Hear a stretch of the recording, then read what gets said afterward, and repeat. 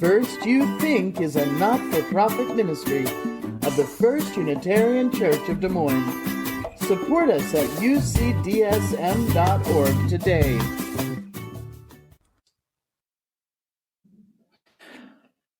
My name is Ysandril Morrigan, gender she, they, and I am to the gender spectrum as Juxera.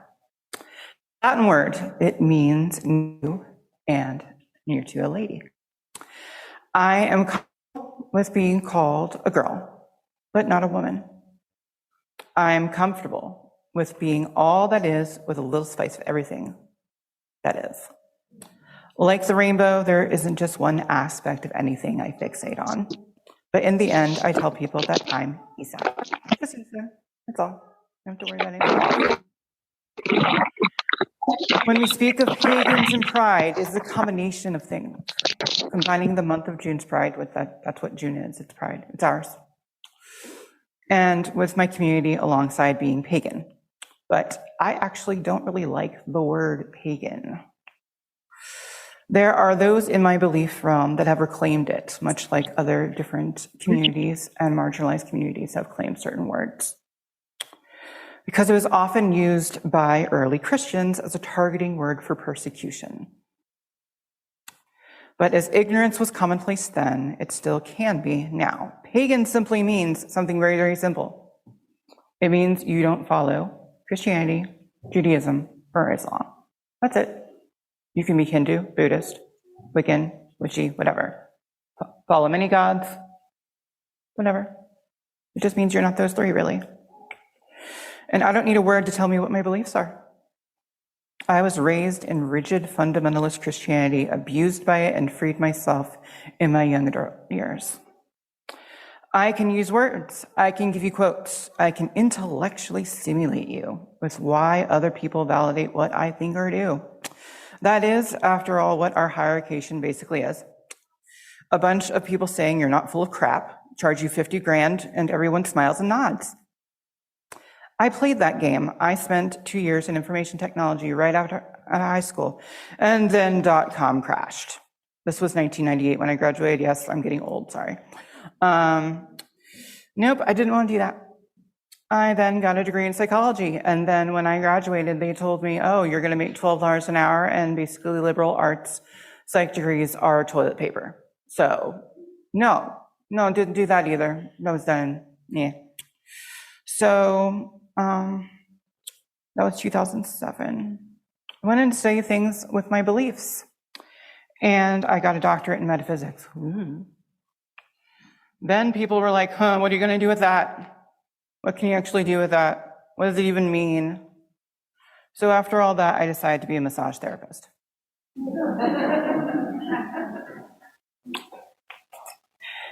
In the midst of deciding what I wanted to do when I grew up late, I became a parent to my beautiful daughter, Bella. She's 10, went through a divorce, and then figured out why I couldn't grow up into the careers in life I wanted to. I wasn't me. I studied under a Wiccan high priestess for 3.5 years, joined groups, founded groups, that is, after all, what brought me to First Unitarian, the Cups group. But in 2016, I discovered I didn't fit into any criteria because I wasn't happy. I was an empty shell. Never full because my body was telling me something that I wasn't. In the transgender community, we often compare ourselves with the metamorphosis of the butterfly. Always feeling like the ugly caterpillar, fuzzy, crawls, leaves slime residue, yuck. Fuzzy, unkept, and stuck, and then I blossomed into my truest form. I became alive, excited, and driven to reconnect myself to what I believed and what I was becoming. So being here at this church allows me to have a safe space to experience that. After participating in the transgender inclusivity workshop in April and May this year, I was embraced with what I already knew, but validated by the speakers in the videos that said, being transgender shapes unique spiritual gifts and abilities because we, as transgender people, are forced into rebirth. We are placed in a unique situation where we must go into very intense, introspective discernment of who and what we are. This discernment oftentimes follows us from an early age. In 1987, the word transgender was not available to me. This was before internet and before technology really existed. At 7 years old, my family was trying to figure out if I was gay, and I endured conversion therapy to help them make sure of it. Yeah, no fun. That's where I start from here, is that this safe space where I can contribute comes from a place of service. In my beliefs, I have battled what to follow, what to be, what ritual to do for this or that. In pagan rituals, I often have found that I'm more comfortable when the moon is new. That means that you can't see it. So that means there's no substance. It means I can do whatever I want to do, versus when it's full, it has a structure. Because there is no form, no restriction in the new moon, you can do whatever you want and wish for whatever you want. That is actually a very integral part of what we do in ritual, is we get to wish for whatever we want and make our wish come true. But at the core of what I was trained in, taught and studied, educated and followed is this. Only I am responsible for what happens to me. There is no creed, no God, no divine force that I can blame if something amiss happens to me. Next, because I don't live in a cave or underground hidden castle somewhere. Yes, I'm sorry, this princess is in another castle. If you laughed, I love you, you're a nerd, thank you. Therefore, since I decide sometimes begrudgingly to exist in the real world with other people, I accept that I must compensate and adjust to other humans around me. It's just meh. While I'd love to be flying around, no, not on a broomstick. However, Back to the Future lied to me, lied.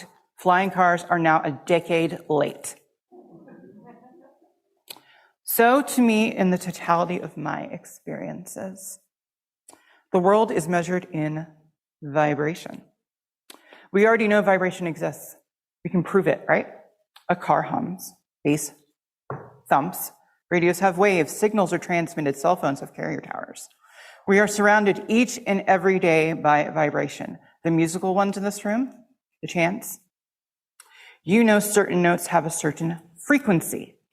C's, D's, they all have different frequencies. Therefore, they vibrate a certain way. You sing, everyone who's sung in the chant. You experience being pulled up because your vocal cords resonate and you hear other people around you create similar sounds. So we have proven just now that frequency and vibration exists. This isn't a pagan belief. This is science. So science has experiments, a hypothesis, a process. Energy exists in every single one of us, you and me included. Belief without application, to me, is hocus pocus. What do your beliefs do for you? How do they apply to your life? They have to apply to me or they don't work. My first mentor, my high priestess from Virginia, her name's Millie Knox. Millie and I were having a discussion about something that was bothering me at work at the time. And I had made a stupid decision, surprise, and it blew up in my face and got me in trouble. She proceeded to ask me a very simple question. She said to me, so that didn't work out for you, did it? Of course, I was pissed off at the time and sitting there like, well, Avi. And said, so you don't know like how you're feeling about this? You know, you don't like the feelings that you're going through? Yes, obviously. Then don't do it. Huh? Just don't do it. Don't do it ever again. If it didn't work for you, why are you going to keep doing the same thing? So later in life, I have adapted something very simple and universal. You can take this, steal it, I don't care. Ask yourself a question. If you do not have a toddler jumping up and down, saying yes, yes, yes, yes, yes, yes, yes to the answer to this question? The answer is no. That's it. Simple. If it's not a yes like that, then it's a no. It could be a maybe. If you want to pause it and say maybe, that's fine. But generally speaking, the answer is no. It means you're not ready for it. And there's nothing wrong with that. But having things where, yeses in your life should give you joy, give you excitement, give you connection to whatever you're doing. You want the yes. And if it's not a yes, it's a no, and then you move on. It just means it's not meant for you. That's all. So let me jump here, next page. Yes, I have another page, sorry. Ooh. This is why everyone feels things differently. When you feel, that's a vibration. When you're sad, you're heavy, you're depressed, upset, you feel like you're weighted down, right? That's a low vibration. It's not fun. When you feel out of control, like those of you who are insane and like those centrifugal force rides at the amusement park, when they go ahead and spin you round and round and drop the floor out from under you. No, thank you, I'll puke. But for those of you who enjoy that type of anxiety, that is anxiety. That is high vibration. And some of us like the floor being dropped out from under us. This is their thrill. And some of us cannot stand to be driving slow behind the semi on 235 and wondering when we can go around them and do something else. Yes, I see you. Different experiences shape that vibrations feel good or they don't feel good. And each one of us can say that some time ago, we enjoyed the roller coasters and the zappy rides. Now I get dizzy going on the freaking swings. So beliefs like this sometimes get us stuck. Is there a God? Is there this? Why would this or that want a relationship with me? I skip to the most important one for me anyway. Why am I here? Why do I exist? This can answer the ones that have the God one in them. This question answers everything at once very simply. I exist to have a soul experience that teaches me lessons, and everyone else is doing the same thing. Before I turn it over to Gwen, my wifey, with this last thing, I'm going to ask everyone to have a pondering thought. If there is one thing in your life, just one, that is repeating to you, it is a theme, what is that for you? What is that one thing that keeps coming up? What is that pain that comes back? What is that life experience? What is your trip up? Betrayal, deception, loss. We call that your core wound. And it is your greatest teacher. And it is also how you can impact and contribute most. As part of the summer service series, we get this question thing. We're supposed to follow this thing and answer these questions. I was asked, where do I see the church in years to come? I hope through my contribution and your contribution, we connect with one another in this interdependent web of life through authentic and shared experiences that allow us to simply be. Like me, just Isa. That's it. I honor the place in you where the divine expression resides. When we stand together in that energy, that vibration, we are one. Namaste. Good morning, everyone. My name is Gwen Hope, and thank you all for joining us today.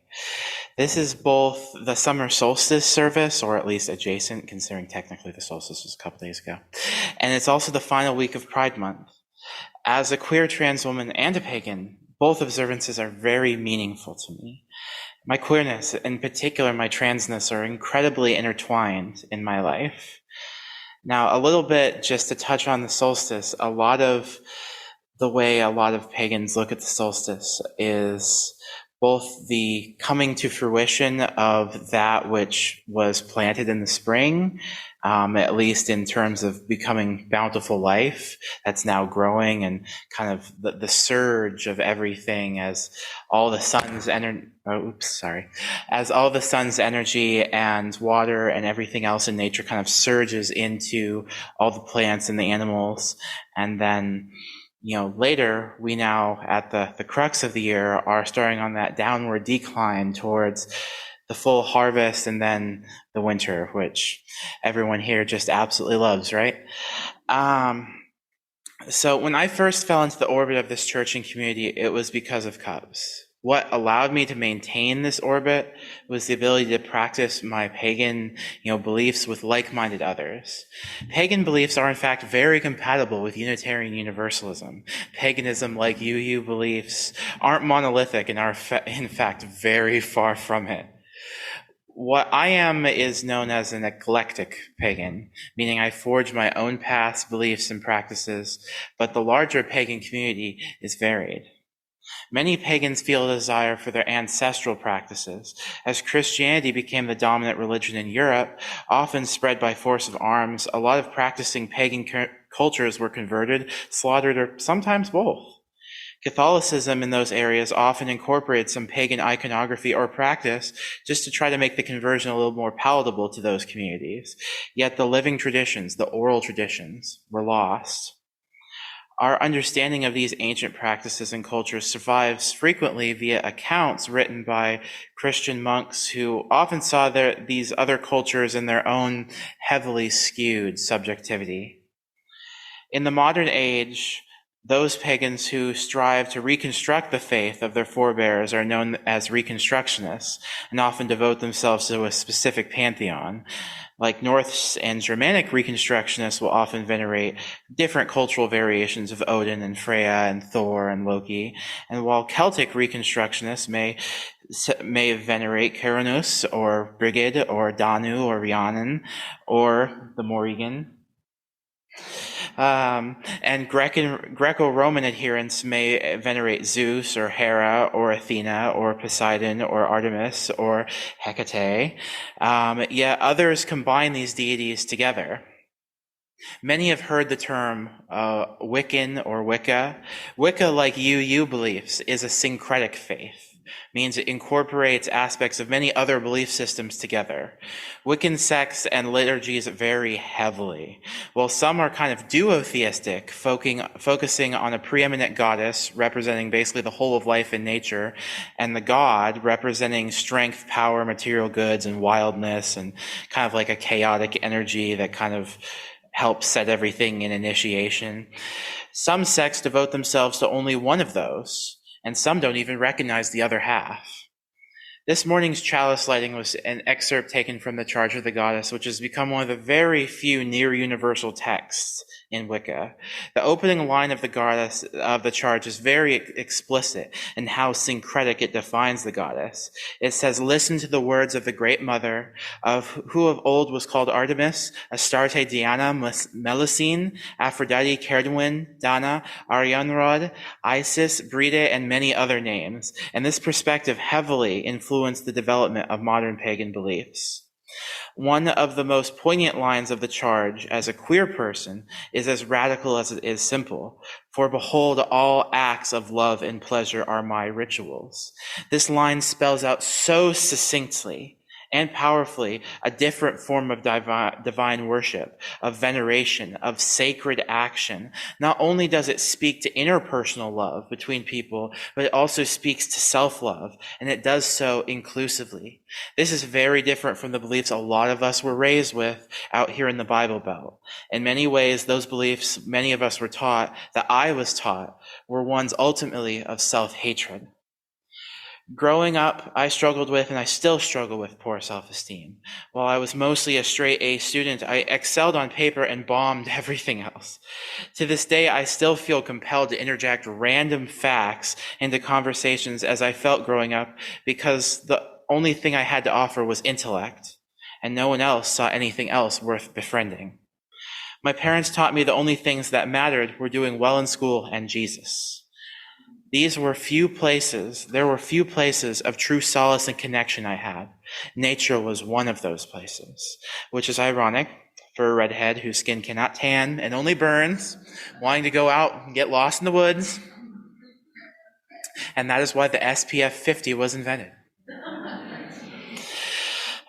This deep spiritual connection to nature was something I always felt, but I didn't consciously understand what I was connecting with spiritually until my late teens. This connection is what drew my functionally agnostic atheist post-Christian self to paganism, where I felt a place to connect with what gave me joy and connection. Yet something else was burgeoning inside me that pushed its way through a lifetime of self-hatred and misunderstood feelings and subconscious behaviors that became oh so very clear in my late teens, which would be my feminine gender. So returning to when I first fell into the orbit of this church and this community, I was both a fledgling pagan and a fledgling woman. And joined in the sense that I had only been a young adult for a short time and nearing the beginning of my transition into the woman that you see here before you. This juxtaposition of belief and identity was now being consciously developing and co-evolving for the first time in my life. However, my initial orbit was high and brief. While my paganism allowed me to honor and venerate my femininity and my inner goddess, the community I found initially held exclusive parts to it, for which trans women weren't natural or welcome or true women. And for this reason, I fell out of orbit with this community for many years. It was only after the rejoining of my then partner, now spouse, in 2019, which returned me to a closer orbit with this church. After summoning much courage, because we had both experienced some exclusion in the past, we returned to extremely active CUPS membership last year and have since led multiple rituals. My connection to nature, the honoring coexistence in this web of life, gives meaning to my life in a profound way. It has saved my life in some of the darkest places I've been. So it breaks my heart that greater society, and unfortunately like some of the pagan traditions that have developed in that society, though they are more generally accepting of freedom for heterosexual intimacy and typically more feminist, were and often are still steeped in queerphobia and gender essentialism. And this stings even more because we know that our ancestors, our pagan ancestors, historically weren't strictly cisgender heterosexuals either.